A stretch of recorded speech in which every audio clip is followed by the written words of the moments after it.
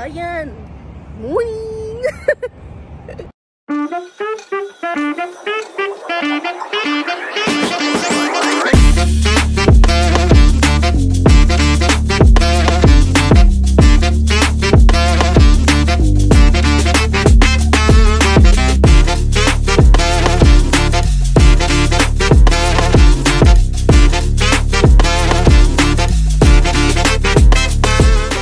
Park.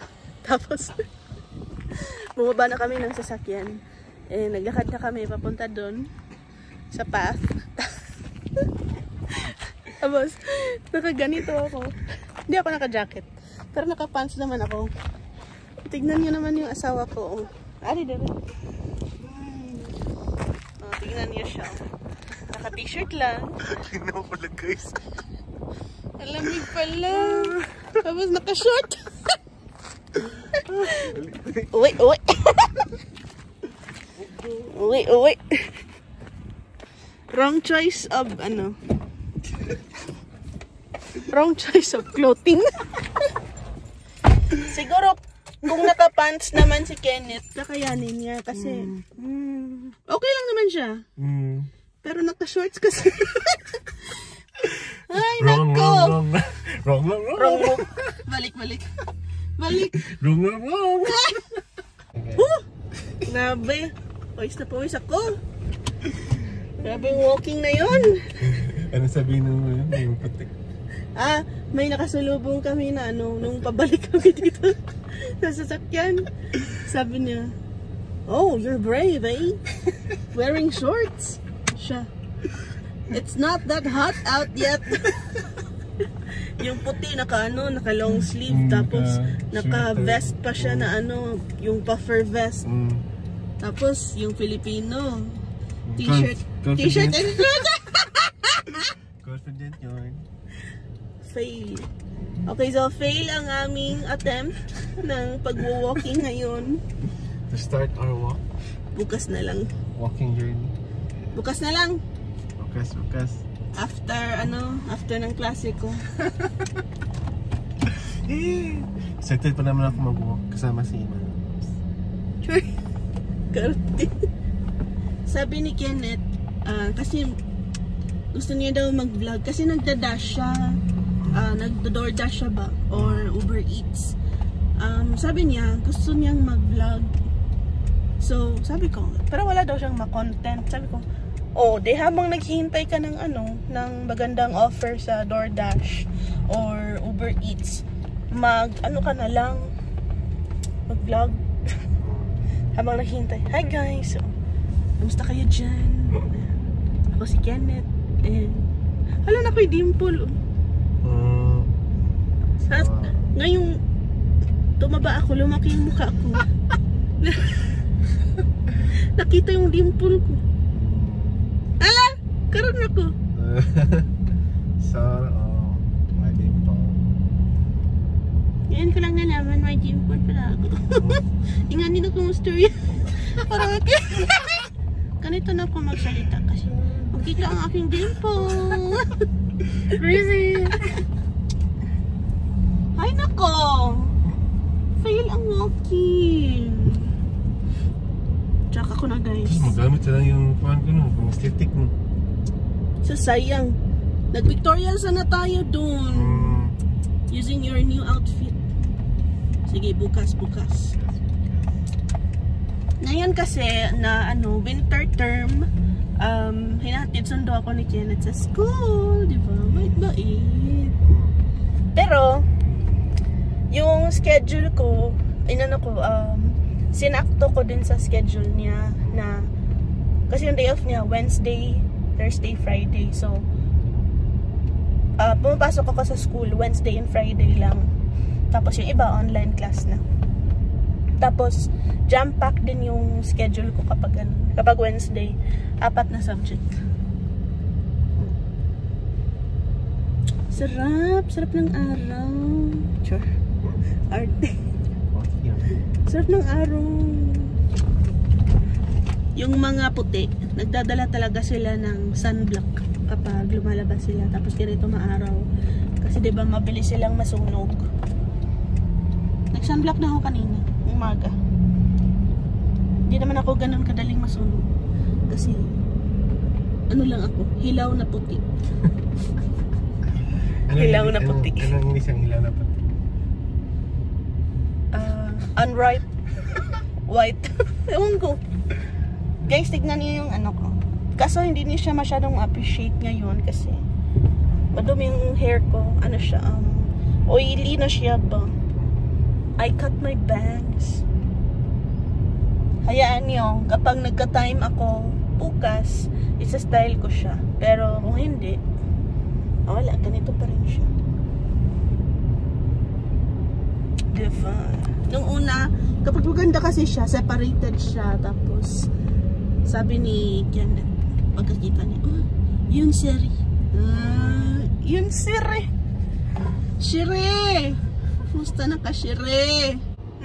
Ano nangyari sa walking? Naging ice cream. Rhyming! Sarap pala mag-walking, guys. Si Kenneth pumasok siya, sandali. Kasi may pumasok na DoorDash order, tapos mataas yung bayad. So, tapos malapit lang kaya kinuha niya. Sarap mag-walking. Try na minsan. Dashing, dashing, dashing! Ilang minutes lang. Siguro mga 15 minutes lang. May ano ka na. Napambili ka na ng bagong Zoo York. Sarap mag-walking, no? Sige. Yun na yun, guys. Yun na yung aming walking adventure. Yun na yung aming walking adventure for today. Sana nag-enjoy kayo. And kasi uuwi na kami. Tapos aalis din ulit si Kenneth. DoorDash pa ko. Yeah, mag-DoorDash siya / Uber Eats. And ako ay mag-aaral. So, I guess I'll see you in the next vlog. Sana nag-enjoy kayo. And bye! Bye guys! Sa gito itong isulti ko. Morning!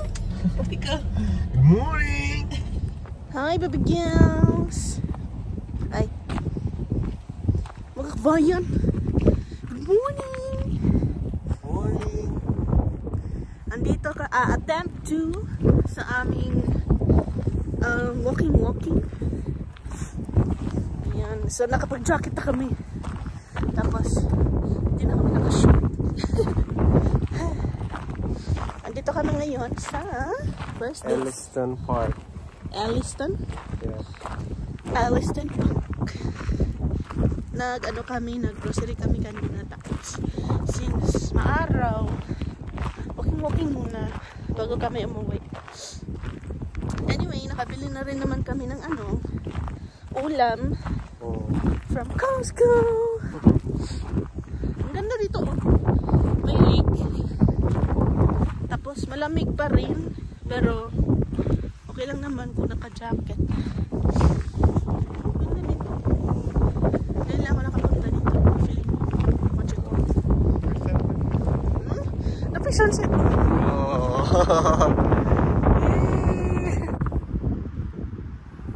Klaro ba? Kita niyo ba? Oh, ganda. Kita niya? Ganyan kalapit yung araw sa akin. Oh. Like it. Balikan na maganda dito. Yan. Dito kami mag-set up dito ng picnic blanket. Pero what man may picnic blanket, so blanket na lang talaga. Malamig siya dito sa pununan ko dito. Kasi nililipad yung buhok ko. Akong pangsagang. Hello! Look at that. May mga duck. Are they? Ducky. Ducky. Tingnan niya yung asawa ko. Tingnan yung OTD niya. niya yung binili niyang sapatos. So, yeah, mag-good siya na po, guys. Ingit siya. Ingit siya sa sapatos ko. Bili din siya ng kanya. Pusing. Pusing eh. Diba? Ay, dito. My wildlife. Wildlife. Hi. Ganda dito guys. First time na Oo. Lagi kami Hello. dito na kami sa bahay. Pagkarating sa bahay na, antok na. Kasi ano, si Kenneth kagabi. Ay, ang aming labada. Ang labada. Si Kenneth kasi, ano siya kagabi, overnight shift, graveyard shift. Ay, mabago na pala ko. Oh yeah, may bago na siyang work. Pero andun pa rin siya sa ano, sa warehouse. Part-time. What's your new job? Yeah, my new job is bell person At? at Fairmont Palliser. Yeah, so come visit me, guys. Yeah, come visit, come Mm. come visit our hotel at downtown Calgary. Downtown. 9th Avenue. Maganda yung location ng hotel nila kasi nasa gilid lang ng ano, Calgary Tower. Calgary Tower. Siya. And unsa siya? The only luxury hotel Yeah, in Calgary. Ay, siya ka. Pero, ayun na nga. Nag-ano pa rin siya, nagwa-warehouse pa rin siya. Pero part-time na lang. Bukas, doon siya sa ano, sa hotel, sa warehouse. Magpa-part-time siya doon. And, gawa tayo ng mini haul. Ayan, bumili na kami ng ulam. Syempre, ang signature lechon manok ng Costco. Oh yeah, pumunta kami ng Costco ganina. Doon kami nag-grocery. Kasi, nag-grocery na kami sa ano, sa TNT. Mas maganda yung mga greens nila doon. Mga vegetables. Yeah. Oops. Kakalinis lang namin itong bahay last week. Kasi nag-inspection yung landlord namin. Pero, makalat na naman. So, yeah. I'm gonna put you right there. Kitang-kita niyo ang mga condiments. But, yeah. So, pumunta kami sa Costco. And, Freestone. Ang aming paboritong bilihan ng mga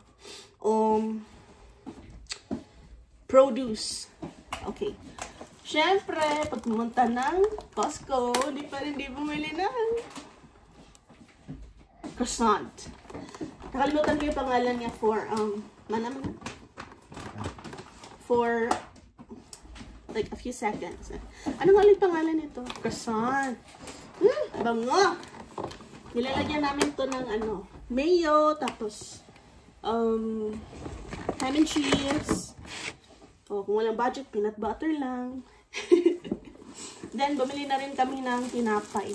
Mura lang to, tinapay doon sa ano, sa Costco. Ilalagay lang namin to sa ref para hindi masira. Ano lang to, $5 and some cents. Tapos 3 loaf na siya. Amazing! Mura lang. Kung doon ka sa Dalarama, nasa $2.50 yata yung isang loaf. Di ko na ipakita yun. Basta bumili kami ng Coke. Isang set ng Coke Zero in can. Ang simple pleasures in life. Tapos, napansin ko, ang tagal na nitong mga tumbler ni Ken dito sa sasakyan niya. Hindi nugasan, nakakaloka. Lalaking to. Ito naman yung sakin. Dinala ko na dito sa taas para mahugasan. Pero, yung sakin, hinugasan ko. Kasi nilalagay ko siya sa bag ko.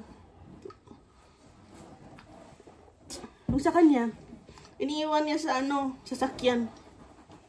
Ilang months na. ko. Okay. Konti lang pala to. Kasi, konti lang budget namin. Kasi ano na ngayon? April 20. Oo.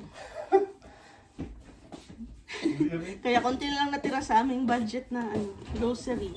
Anyway, we got itong trending. Well, matagal na to trending. Ngayon lang namin nabili.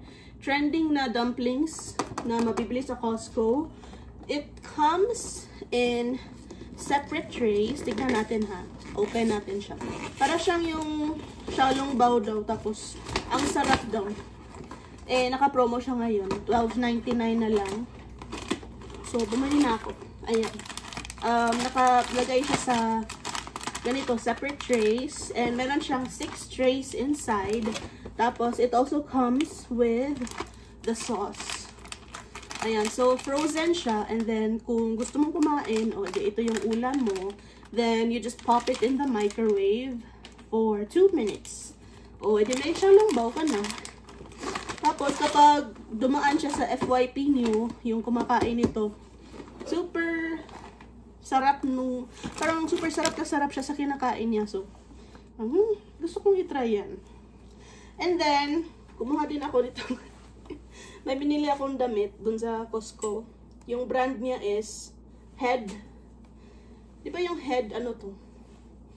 Parang pang tennis na brand yata. Kasi yung tatay ko, di ba nagte-tennis siya? Ganito yung ibang brand ng ano niya. Mga bag niya, mga racket, tsaka damit. Yan. Pop! XXL! Ang size ni Ina, XXL. Bumili na rin kami ng kape. Instant coffee lang kami dito. Mas mura to. Kasi ubos na yung luma. Mas mura to compared sa Walmart. Kasi naka-sale siya. $10 lang siya dun sa Costco.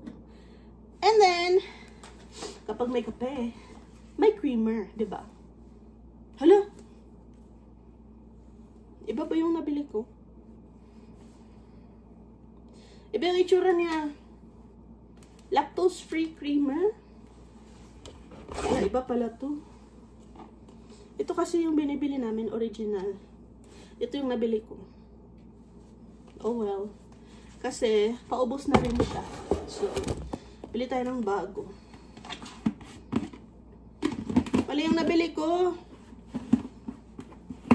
Magsabi na naman si Kenneth, hindi mo binasa yung hindi mo binasa yung sulat. Mali yung binili mo. Kebs.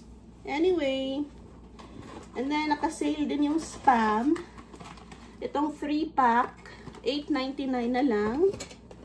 Which is a good deal, I think. And, yung paborito namin na hand cream, ito, Glysomed. Kasi yung kamay ni Kenneth, super sensitive sa lamig. Yung mga knuckles niya, especially dito, nagsusugat-sugat talaga. And we've already gone through 2 packs of this. So, pangatlo na namin to. Since dumating kami dito. Kasi yung mga lotion sa sa Philippines, yung mga hand cream doon, walang effect sa kanya. Nagsusugat pa rin.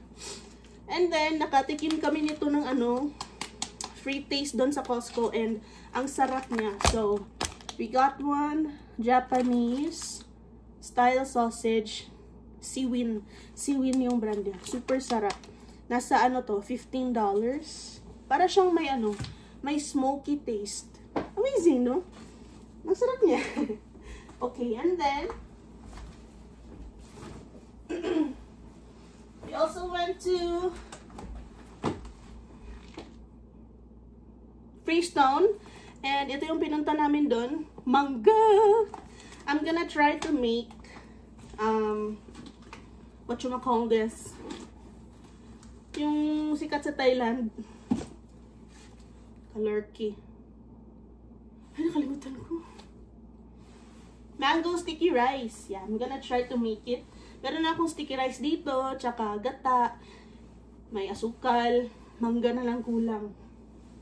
Then, sa Freestone, we also got grapes. Medyo mahal nga yung grapes Kasi usually, ano lang siya, $4.99 per bag or $3.99 per bag. Pero ito, nagmamadali na kasi kami kasi, ang tawag dito, pasara na yung Freestone. So, hindi namin nabasa na. Per pound pala. But it's fine. Then, I got some mini, ano tawag dito? Cocktail cucumbers. Ayan. Kasi meron akong ano dito. Oh, diba? Tinakpan ko na talaga yung view ninyo. Oh, meron din pala kami yung itlog dito. We got some eggs. Tanan. Ang kalat, no? Ang liit lang kasi nitong apartment namin. So, yeah, we have a lot of stuff. Medyo makalat, but it's fine. Ang tawag dito. May binili kasi akong hummus. Ayan. So, kailangan ko ng ano dito. Veggies na i-dip sa kanya. Eh, naubos na yung binili kong peppers. Tsaka carrot sticks ba yun? Baby carrots. And finally, we got saging. Green na green pa yung saging nila. Pero, super mura kasi doon. 69 cents lang per pound. So, bumili na lang kami. Baka next week to mahinog. So, yeah. That is everything that we got at the grocery today. Wala na kaming gagawin. Kakain na lang kami. Ay, yeah. Kakain na lang kami. May tira pa namang kanin. And, that's it. Nagmukha akong tao ngayon. Diba? Nakaligo, hindi pala ako naligo. Nakapag-makeup, nakabihis. Okay, anyway, that is all for today, baby girls. Tatapusin na namin ngayon yung pinapanood namin na series sa Netflix, yung Gentleman, tapos parang 2 months ago pa namin sinimulan yun, hindi pa namin natapos. Anyway, tapos gusto kong panoorin yung ano, Queen of Tears. Siguro pagkatapos na lang ng finals ko. Yung final exam ko kasi ano siya, this week. And 40% yun ng final grade ko. So, kailangan ko siyang pag-aralan kasi nung midterms, hindi ako masyadong nag-aral. Kaya mababa yung nakuha ko. Pero, okay, that is it for today. Thank you so much for watching. I love you. Bye.